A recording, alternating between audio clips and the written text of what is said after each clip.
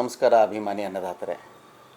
ಒಂದು ರಂಗಪ್ರಯೋಗ ಅಥವಾ ಒಂದು ಟಿ ವಿ ಸೀರಿಯಲ್ಲು, ಒಂದು ಶಾರ್ಟ್ ಮೂವಿ ಅಥವಾ ಒಂದು ಚಲನಚಿತ್ರ, ಇದು ಯಾವುದೇ ಆಗಲಿ ಪ್ರೇಕ್ಷಕನನ್ನು ಮುಟ್ಟಬೇಕಾದ್ರೆ ಅದಕ್ಕೆ ಬೇಕಾದಂತಹ ಮುಖ್ಯ ವಾಹಿನಿ ಅಂತಂದರೆ ಅದು ನಟ ನಟಿಯರು ಅಂತ ಅಂದ್ಕೋತೀವಿ.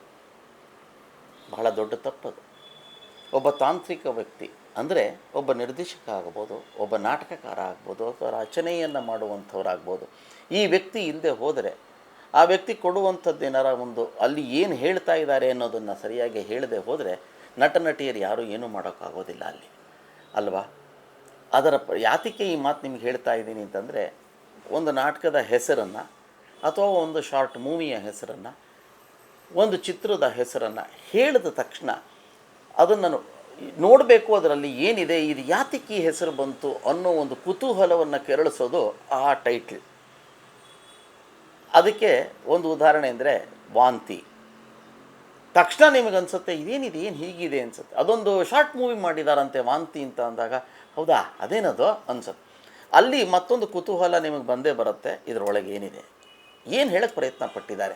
ಯಾಕಂದರೆ ಏನೂ ಹೇಳದೆ, ಏನೂ ಪ್ರಯತ್ನವೇ ಇಲ್ಲದೆ, ಯಾವುದೋ ಒಂದು ಮೆಸೇಜ್ ಇಲ್ಲದೆ ಒಂದು ಪ್ರಯೋಗ ನಡೆಯೋದಕ್ಕೆ ಸಾಧ್ಯವೇ ಇಲ್ಲ ಅಲ್ವಾ?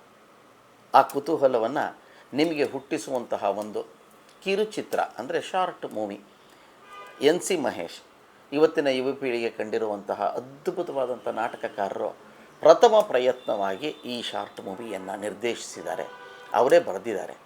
ಅವರು ಬರೆದು ನಿರ್ದೇಶಿಸಿರುವಂತಹ ಈ ಕಿರುಚಿತ್ರ ವಾಂತಿ ಅನ್ನೋದು ಸದ್ಯದಲ್ಲಿಯೇ ಜಾಮ್ ಪಿಕ್ಚರ್ಸ್ ಮೂಲಕವಾಗಿ ಟೀಸರ್ ಲಾಂಚ್ ಆಗ್ತಾಯಿದೆ. ಆ ಟೀಸರಲ್ಲಿ ನಿಮಗೆ ಅದರ ಸಂಪೂರ್ಣವಾದಂಥ ಚಿತ್ರಣ ಸಿಗುತ್ತೆ, ಅದರೊಳಗೆ ಏನಿದೆ ಅಂತ. ಕುತೂಹಲದಿಂದ ನಾನು ಕಾಯ್ತಾ ಇದ್ದೀನಿ, ಕಾರಣ ಅದನ್ನು ಪೂರ್ತಿಯಾಗಿ ನೋಡಬೇಕು ಅಂತ.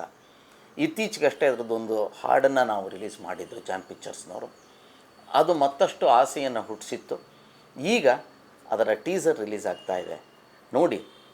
ಅದಕ್ಕೆ ನೀವು ಕೂಡ ನನ್ನ ಪ್ರಕಾರವಾಗಿ ಅದರ ಮುಂದೆ ಆ ಚಿತ್ರ ಏನು ಹೇಳುತ್ತೆ, ಆ ಸಂದೇಶ ಏನಿದೆ, ಏನನ್ನು ಇದರಲ್ಲಿ ಹೇಳ್ತಾ ಇದ್ದಾರೆ ಅನ್ನೋದನ್ನು ನೋಡೋದಕ್ಕೆ ನಿಮಗೆ ಅದು ಮುಂದಕ್ಕೆ ಅನುಕೂಲ ಮಾಡಿಕೊಡುತ್ತೆ ಅಂತ ನಂಬಿದ್ದೇನೆ.